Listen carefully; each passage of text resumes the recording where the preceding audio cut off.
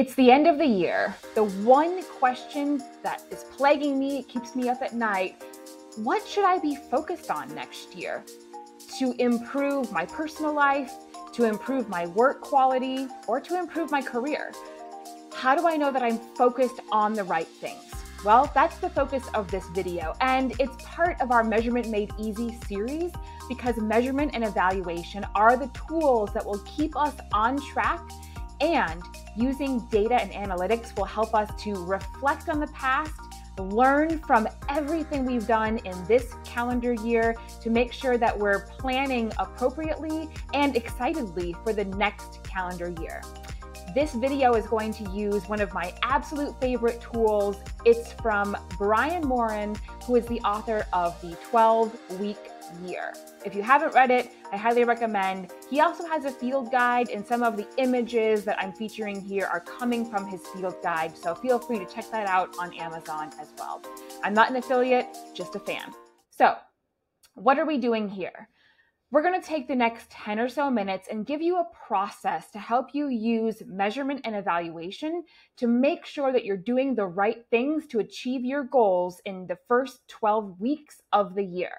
Yes, I said that right. One of the most important pieces, according to the 12-Week Year book, is that we don't plan annually. We actually take our goals and we plan them in 12-week sprints. And then we celebrate our wins, we reflect on what didn't go quite as planned in the 13th week, and we do it again.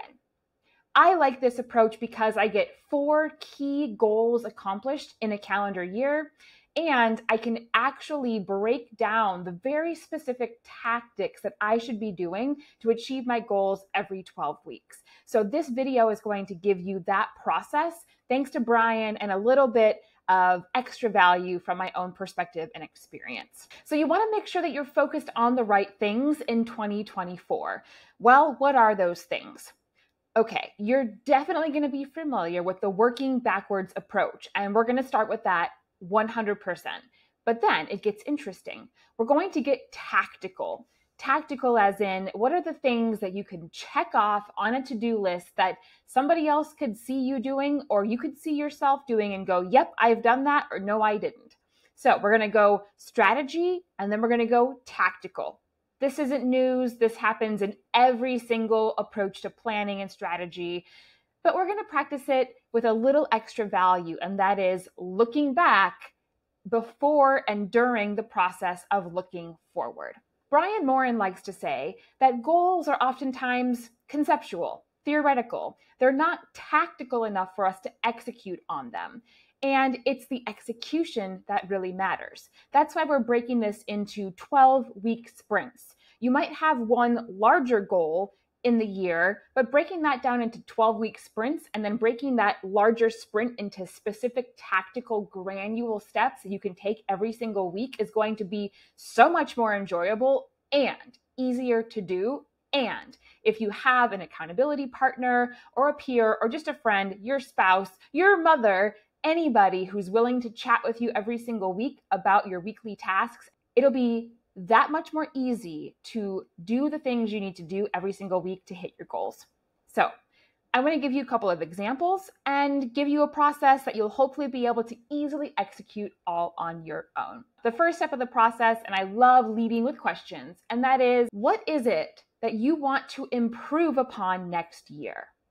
So I like to lead with this question because sometimes when you ask, what's your goal for 2024?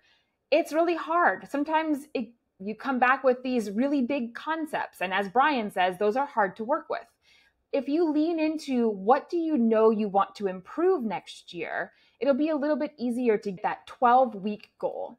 So for me personally, I'm going to be vulnerable here and share that for the last 6 months, I've been working on this community of practice, Measurement Made Easy, which includes 1 live meetup a week and 1 micro-learning video that I post on YouTube. Now, I love this because I'm a nerd, because I love sharing my expertise and my passion, and because I believe so very much that we would all benefit from being more data literate in our personal and professional lives. I just love doing this stuff. And I know that the folks that engage with this content are going to get something out of it. Now, I could have a lot more impact if I was able to get more people engaging in my community, in this video work, and in our live meetups. So my goal in the first 12 weeks of 2024 is to increase engagement in this community. So now the same is true for you. Take that 12-week goal, the thing that you want to improve upon, whether it's for your career, could be in your job, like my community of practice, or it could be something in your personal life, wanting to lose weight, wanting to grow your net worth, or just wanting to get more organized, or maybe even making new friends or trying something new that could be a source of fun and play in your life. What I'm going to do first and foremost, after I've got my 12-week goal, is I'm going to look to the past. So what are all the data points? What are some of the analytics? What are some of the information that I have my hands on that will help me to reflect on what made my community successful this year and what kind of held me back? Where was there high engagement? Where was there no engagement? So for you, the same question holds true. Once you have your goal, the thing that you want to improve in the first 12 weeks of 2024, then it's time to take a step backward and ask yourself, where can I find information to help me learn what contributed to what worked well this year and what wasn't so great that I can learn from to create my tactics for improving next year? So for me, where is that data coming from? Well, where are all the places that people could be engaging in my community? That's the first place that I'm going to start with. All of the ways anybody could engage. So here's a couple of them. I have email, I have my YouTube views, I have my LinkedIn group, I have my live meetups, and every single one of those touch points are opportunities for somebody to engage in the community. So how many people are showing up, whether it's viewing, clicking, or literally participating in a live community session or posting things on our LinkedIn group? So I'm going to take a look at all of those things, and I'm going to look at it across my 6 months and see what kind of themes I can pull out. So where were there the highest amounts of engagement and where were the lowest amounts of engagement? And then look at that contextually. Okay, where I had the highest amounts of engagement, what time of year was it? What were those topics? What titles did I use? What keywords were in the description of my video and in the description of my emails, because they're pretty similar, and see if I can find correlations. Also, I post regularly on LinkedIn. So LinkedIn, I can also look to see where was I getting the greatest amounts of engagement. Same thing. Keywords that I was using, the people that were involved, the time of year, the time of day, all of those things are data points for me to try and find themes and see, is there any insight that I can get by looking at all that engagement to tell me something that worked really well and something that didn't really work that maybe I shouldn't do as much of next year? The question for you then is, where are all the sources of information that can give you insight into what was going well for you and what wasn't going so well for you? The next question in our process. So backing up just for a minute, let's quickly summarize. We've got our goal, something that we can realistically improve in 12 weeks in the new year. We've then reflected on what can we learn of all the things that happened in 2023? Where are some sources of data that can help you learn about what contributed to your wins and losses in this calendar year? I've mentioned my example of all the places that people might be engaging in the community of practice. What is that for you? Now we're ready to get tactical. Now you're ready to brainstorm a list of things, actions that you can do to help you take incremental steps to accomplishing that 12-week goal. And what Brian Moran says is that less is better. We don't need to have 20 tactile things to do if we can get it done in 5. So the first piece, though, let's not worry about how many steps. Let's just get it all on paper, get it out of your head and write it down. And so I've done this for myself. Next becomes the fun part.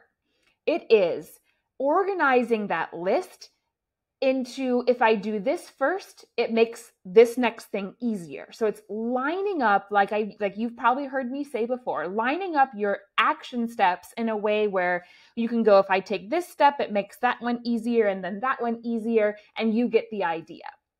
So we want to prioritize those activities and we want to put them into a 12-week schedule.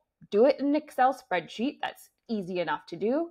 And then once you've got them in order of priority, Brian suggests we take a pencil and put that into our calendars with due dates, because this is the best part, and it goes back to measurement and evaluation. Once we've got due dates by every one of those tasks and it's in our calendar, I have one more tip on doing that next, and you've got a clear due date, it's easy for you to then score whether you've done the thing or not. And this is the measurement part that's so much fun, at least for me. I love quick wins. And so if I have my tactics written down, I have something I know I'm doing every single week to move me one step closer to that 12-week goal, it's a quick win.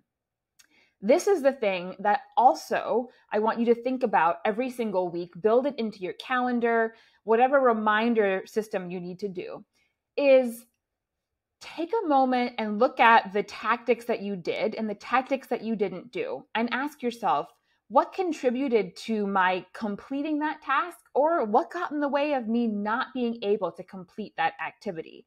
And make some notes. Have a separate tab in your Excel spreadsheet where you can keep track of the things that supported you or made it easier to do the task, and what got in the way of you being able to complete that task when and what got in the way of you being able to complete that task by the due date. Because here's the thing. We can't control the outcomes. Brian says this in his book and in any podcast you hear him speak on. We don't have control over the results and the outcomes in terms of if and when we get to the result that we want. But we do have control over our actions. And more importantly, we can learn every single week from what worked and what didn't. And if we don't do that learning, then we're missing a huge opportunity to improve upon our own processes, our own understanding of ourselves, to be able to take the right actions to move in the direction that we're hoping to do.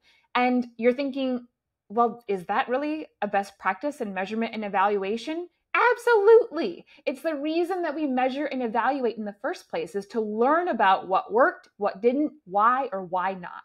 So at the end of the day, this 12-week strategic planning process has in its backbone measurement and evaluation best practices so that we can learn and do better going forward.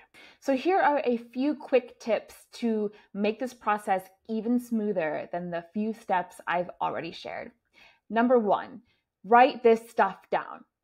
You've probably heard this before, but research has been documented that if you write down the things, not just your goals, but your specific tactics. And as Brian suggests, you get those due dates written down on a piece of paper and you schedule it into your calendar, then you have an 80 to 100% success rate of actually doing those activities. Just writing it down gives you a higher chance, a higher predictability of doing the things that you want to be doing. Now, extra bonus when it comes to scheduling things in your calendar, my suggestion is that for every one of those tactics, that you time block, and this is also something that Brian talks about and many other people talk about in the world of productivity, is guesstimating how long will it take for you to do the thing that's important to work towards that goal. And block that time in your calendar and protect the heck out of it.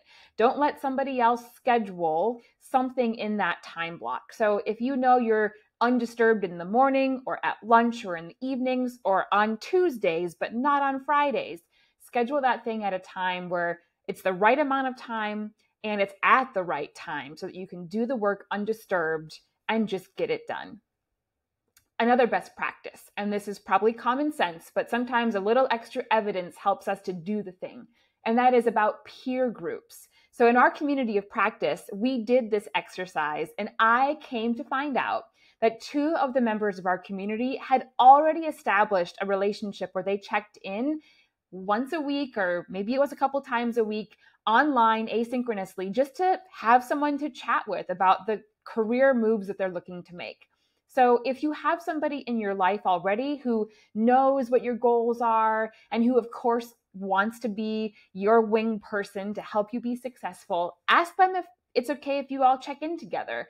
You don't have to pick a time. It can be asynchronously, but just having some regular touch points with somebody to talk and chat about progress toward your goal gives you, again, another 80 to 100% success rate. So write those goals down, put those due dates in your calendar, get a friend, your mother, your spouse, somebody who cares about you to talk to about those goals. And you'll have the last piece is don't forget to learn along the way. So one of the important pieces was to look backwards before you create those tactics for 2024. Look backwards along what did we learn from the activities we did this year? Where can I find data on that? And look for themes. What contributed to success? What took it away? And then don't forget to do that every single week. And again, all of this is made possible by measurement and evaluation. Being accountable, measuring the activities, showing your progress, reflecting on why it worked, why it didn't. These are the kinds of small, simple tools that help us to be more effective and get whatever it is that we're looking for out of our lives, out of our jobs, and contributing to the world at a high level. I hope you've enjoyed this video. I am looking forward to creating my 12-week plan, and I will definitely be sharing it with you next year around how it unfolded and what I learned, so that when we make our next 12-week goal setting activity, we are all getting better and becoming more self-aware every 3 or so months. So I hope you enjoy this process. Follow the questions in the notes in this video, and I can't stop the video without first saying, we host a community of practice where if these kinds of topics are really interesting to you, you want some peer support, you just want to meet cool people, please consider joining our community of practice on Mondays. We meet at 12 Eastern time. We will be adding another time of the day for other folks in other parts of the world, so stay tuned for that. Until then, I'll see you in the next video.